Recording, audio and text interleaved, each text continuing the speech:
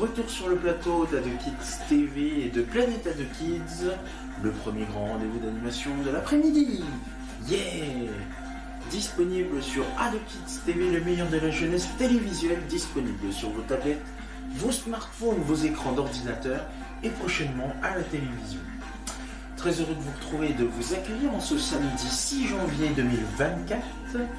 Voici la suite de votre programme avec votre dernier, et oui hélas, c'est notre dernier rendez-vous de ce Planète Ado Kids le 14-17 avec votre rendez-vous historique consacré à un nouveau personnage célèbre après Victor Hugo, les Frères Lumière, Auguste et Louis et enfin Pierre-Joseph Proudhon. C'est parti, une feuille, un stylo et bonne histoire, bonne séance. Nous sommes ensemble jusqu'à maximum 17h, c'est-à-dire presque 30 minutes max, et vous êtes les bienvenus. C'est parti, en route, et bon appétit si vous êtes en train de prendre votre goûter. Et oui, il est 16h30.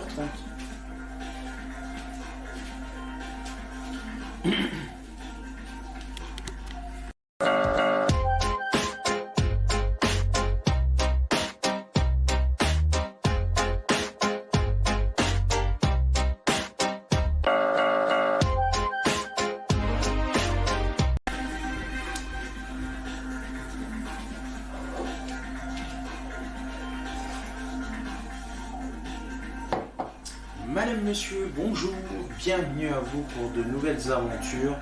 Nous allons parler d'un nouveau personnage célèbre. Après avoir parlé des frères Louis et Auguste Lumière, après avoir parlé de Victor Hugo, bien sûr, célèbre romancier et écrivain, ou encore même de vous avoir parlé de Pierre-Joseph Proudhon, la dernière fois, nous allons parler d'une autre personnalité célèbre, historique. Et bah tiens, j'ai une idée, on va parler d'un très grand homme, un architecte et urbaniste. Il s'agit de Claude Nicolas Ledoux. Vous ne connaissez peut-être pas tout sur lui, et bien justement on va faire connaissance avec lui, puisque c'est un architecte urbaniste et utopiste français, très actif à la fin de l'Ancien Régime. Il est l'un des principaux créateurs du style néoclassique. Beaucoup de ses constructions ont été détruites au XIXe siècle, mais heureusement, il en reste encore. Claude Nicolas Ledoux est né le 21 mars 1736 à Dormans. Dormans, qui est une magnifique commune située dans la région Grand Est, dans le département de la Marne. C'est donc en région Champagne-Ardenne que ça se trouve. Et il est décédé à Paris.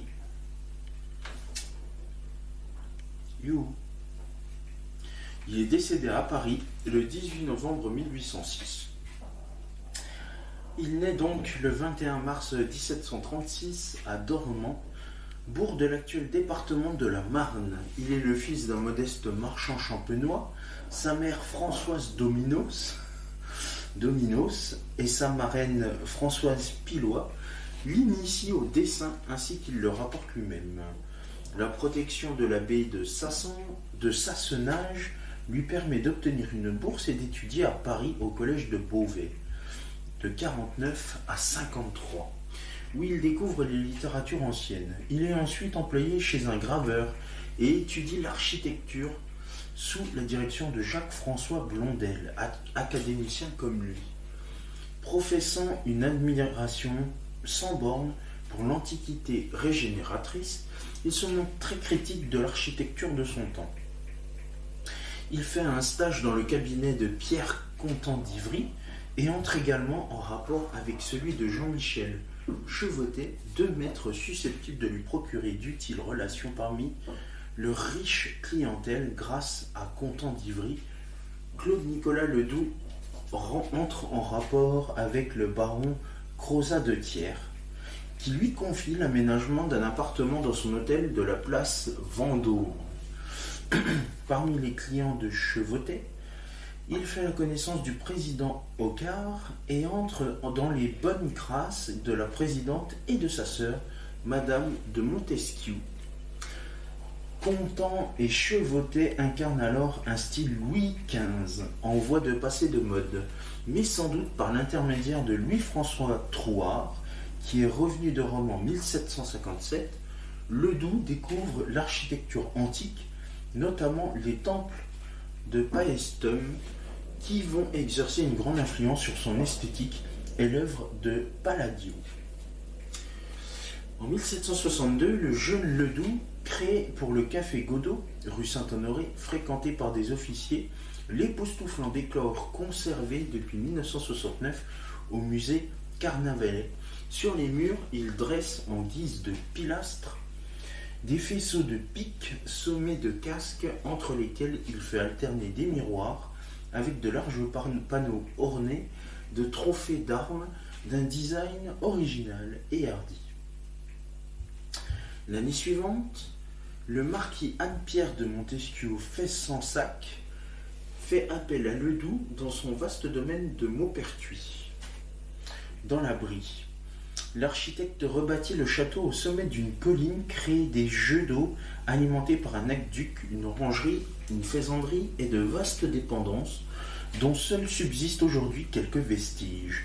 En somme, Ledoux devient un acteur important de l'architecture qui dépend de la commune de Maupertuis. Pour la présidente Hocquart, il bâtit en 1764 à la chaussée d'Antin un pavillon de style palladien orné comme le château de Maupertuis d'un ordre colossal formé que Ledoux devait décliner fréquemment et que condamne en principe la stricte tradition française fidèle au principe de superposition des ordres. Simultanément, Jean-Hyacinthe Emmanuel, président Hocquart, lui fait reprendre et agrandir son château de Montfermeil à 15 km de Paris. Claude-Nicolas Ledoux fait ajouter sur chaque façade un avant-corps central surmonté d'un fronton triangulaire et le fait prolonger côté parc par deux ailes plus basses. Le 26 juillet 1764, à Saint-Eustache, Ledoux épouse Marie Bureau, fille d'un musicien du roi. Un ami champenois, Joseph Marin-Masson de Courcelles, lui obtient une place d'architecte des eaux et forêts en remplacement de Claude-Louis Davilliers. Pour le compte de cette administration, il travaille entre 64 et 70 à réparer ou à construire des dépendances du domaine forestier telles que des églises, des ponts, des puits, des fontaines, des écoles, dans le Tonnerrois, le Sénonais et le Bassigny. Parmi les témoignages conservés de cette activité, on peut citer le pont de Marac, le pont Prégibert à Roland-Pont, les églises de Fouvon-le-Haut, de Roche-et-Raucourt, de Roland-Pont, de Cruzy-le-Châtel, le chœur de Saint-Étienne d'Auxerre, la nouvelle église de l'abbaye de Régny. À Paris, Ledoux se fait connaître en 1966 avec l'hôtel Dolwil dans le quartier du Marais. Les commanditaires Franz Joseph Dolwil, colonel des Suisses, et sa femme Marie-Thérèse Demidorge veillent à de près à la dépense. Ledoux doit réutiliser une partie des bâtiments existants et imagine deux colonnades doriques conduisant à un nymphéa orné d'urnes renversées pour tenir lieu du jardin que l'exiguïté de la parcelle ne permet pas d'aménager. Il fait peindre une colonnade en trompe-l'œil sur le mur aveugle du couvent des Carmélites, voisin de l'autre côté de la rue Montmorency, afin d'étendre la perspective, procédé astucieux qui frappe les contemporains.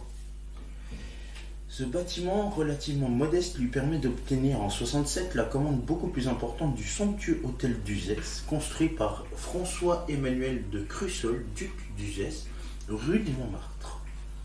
Là aussi, Ledoux conserve les structures d'un bâtiment plus ancien, les boiseries du salon de compagnie, sculptées par Joseph Métivier et Jean-Baptiste Boiston, sont conservées aujourd'hui au musée Carnavalet. Elles constituent un exemple précoce du style néoclassique. Le château de Bénouville, au nord de Caen, est construit en 68-69 pour le marquis de Livry, avec ses volumes massifs, son vaste péristyle, C'est la plus importante des œuvres de jeunesse de Ledoux. On remarque particulièrement le superbe escalier d'honneur sous coupole conduisant au premier étage. Ledoux fait un voyage en Angleterre dans les années 1769-1771 où il peut se familiariser avec le palladianisme et ses figures obligées telles que les serliennes dont il usera. Il construit de nombreux pavillons de style palladien, de volume généralement cubique et ornés d'un péristyle qui donne de l'allure même aux constructions de petite taille. De ce genre, il bâtit à la Chaussée-d'Antin la maison de la Guimard, célèbre danseuse, la maison de Mademoiselle Saint-Germain, rue Saint-Lazare, le pavillon d'Attilly, au faubourg Poissonnière, le pavillon du poète Saint-Lambert à Aubonne, et surtout le pavillon de musique de Madame de Dubarry à Louvciennes, inauguré en 1771 du mois de septembre. Sa séparation s'affirmant, Ledoux commence à construire des édifices beaucoup plus ambitieux, comme l'hôtel de Montmorency du boulevard des Capucines à la Chaussée-d'Antin, qui comporte en façade un ordre ionique sur un soubassement rustique et un toit à l'italienne orné des statues de lui connétables. Mais constatant l'appauvrissement relatif de la noblesse, il cherche à se rapprocher des milieux de la finance, aux moyens beaucoup plus considérables. Dans le même temps, il suit de près les opérations des administrations et songe à se mettre à leur service, ne dédaignant pas des travaux à la frontière entre les compétences de l'architecte et celles de l'ingénieur. Grâce à la protection de Madame Dubarry, Ledoux devient commissaire aux Salines de l'Est, dont la modernisation était engagée à la suite de la construction du canal de Bourgogne. Il est ensuite promu en 1771 inspecteur des salines de l'État en Franche-Comté. En 1773, il entre à l'Académie royale d'architecture. Le sel est alors une denrée d'autant plus essentielle qu'elle sert à conserver certains aliments, comme la viande ou le poisson. Sa consommation supporte un impôt fort impopulaire, la gabelle, perçue par la ferme générale. En Franche-Comté, du fait de l'existence dans le sous-sol de gisements de sel gemme, on trouve des puits salés dont on extrait le sel par ébullition de la saumure, dans des chaudières chauffées au bois. Aux salines de Salins-les-Bains et de Montmoreau, les chaudières sont construites près des puits et l'on amène le bois des forêts voisines. Près du premier de ces sites, les fermiers généraux décident d'expérimenter une autre méthode, construire une usine d'extraction du sel à proximité de la forêt de Chaux, au lieu dit le Val d'Amour, entre les villages d'Arc et de Senon, et y amener l'eau salée par une canalisation. Et c'est ainsi qu'ils vont construire ici en région Bourgogne-Franche-Comté et notamment dans le département du Doubs, autre qu'à Besançon, un magnifique édifice qui porte toujours son nom à Claude-Nicolas Ledoux. Il s'agit de la saline royale d'Arc-et-Senon, qui a été construite entre 74 et 79 sur des plans approuvés par Louis XV et par Truden. Il est le chef-d'œuvre, c'est vraiment son chef-d'œuvre à lui. C'est Saline Royale d'Arc-et-Senon. On peut y accéder par une route rectiligne tracée à travers la forêt de Chaux. L'entrée est précédée par un péristyle d'ordre dorique dont les proportions massives d'allure archaïsante sont copiées de Paestum et logées dans une grotte qui donne l'impression de pénétrer dans une mine de sel. L'alliance des colonnes, motif archétypal du néoclassicisme, et de la grotte ornée de concrétions qui évoque les créations de la Renaissance, marque l'opposition mais aussi l'articulation entre les forces élémentaires de la nature et le génie organisateur de l'homme, qui traduit les réflexions du XVIIIe siècle. On pense notamment à Jean-Jacques Rousseau sur le rapport entre la technique et la nature.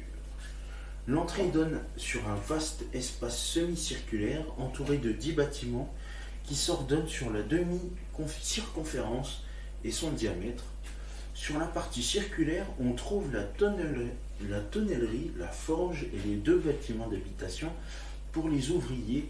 Sur la partie rectiligne, les ateliers d'extraction du sel ou bernes alterne avec des bâtiments administratifs, dont au centre le pavillon du directeur qui contenait à l'origine la direction et la chapelle. La signification de ce plan est ambivalente. Le cercle, figure parfaite, évoque l'harmonie de la cité idéale, lieu de la concorde dans le travail commun.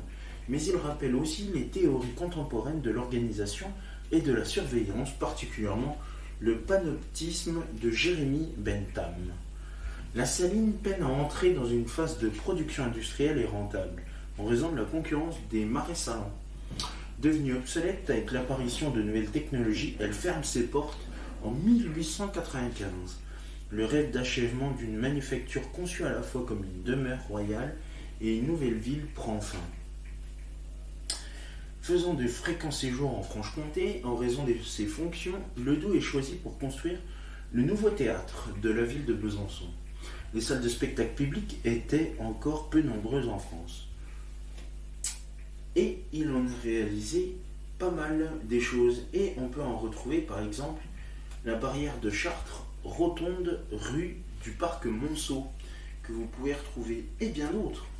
Car il n'a pas réalisé vraiment que tout ça. Il a réalisé le décor du café militaire, au café Godot, rue Saint-Honoré à Paris, le château de Maupertuis, l'hôtel du président Ocard, rue de la Chaussée-d'Antin, l'hôtel d'Aulwil, rue Michel-Lecomte et rue Montmorency, l'hôtel d'Uzès, le château de Bénouville, l'hôtel de la présidente de Gourgue, l'hôtel de Mademoiselle Guimard, la maison de Mademoiselle Saint-Germain, rue Saint-Lazare, le pavillon Saint-Lambert à Aubonne, le pavillon d'Attilly au Faubourg Poissonnière, le pavillon de musique de Madame Dubarry à Louvciennes, l'hôtel de Montmorency, rue de la Chaussée-d'Antin, les anciennes écuries de Madame Dubarry à Versailles, les salines royales d'Arquesnan, on vient de le dire, le grenier à Ciel à Compiègne, le théâtre Ledoux, justement qui porte son nom à Besançon, l'hôtel Télusson, rue de Provence à Paris, l'hôtel de Madame d'Espinchal, rue des Petites Écuries, le parc de Bourneville à la Ferté-Milon, ou encore même le siège de la ferme générale rue du Boulois à Paris, les pavillons aux barrières du mur des fermiers généraux sur les grands boulevards extérieurs de Paris, ou encore le château de la bien assise de Guines, à Guines justement, dans le Nord-Pas-de-Calais.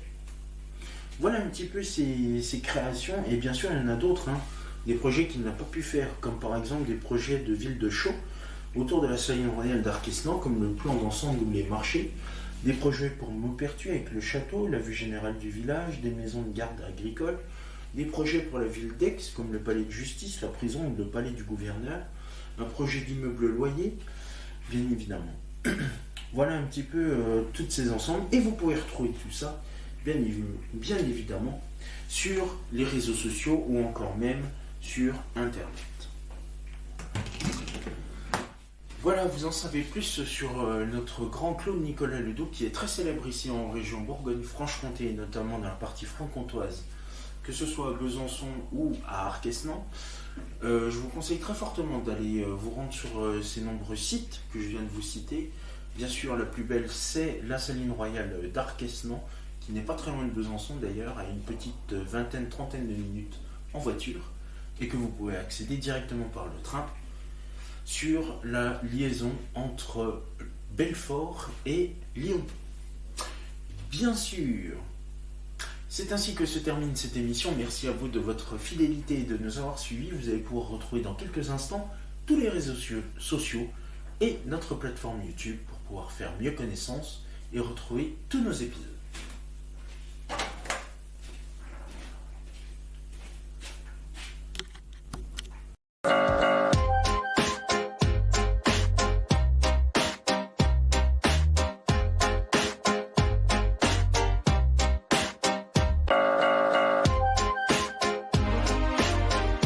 Mes petits pouces à mes petits poulets, vous pouvez voir s'afficher sur votre écran les réseaux sociaux, mais aussi le compte YouTube d'AdoKids TV. Commentez, likez sur Facebook et Instagram et abonnez-vous à la chaîne YouTube d'AdoKids TV.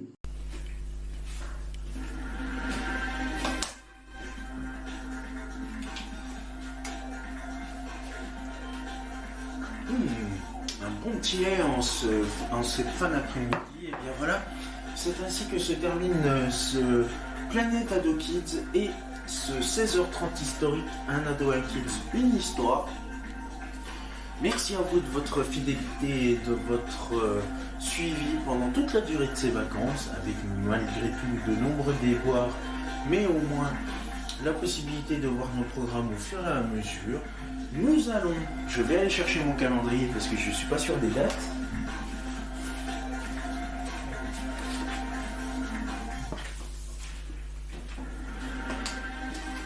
Voilà, donc nous sommes le 6 janvier, donc c'est la fin des vacances de Noël.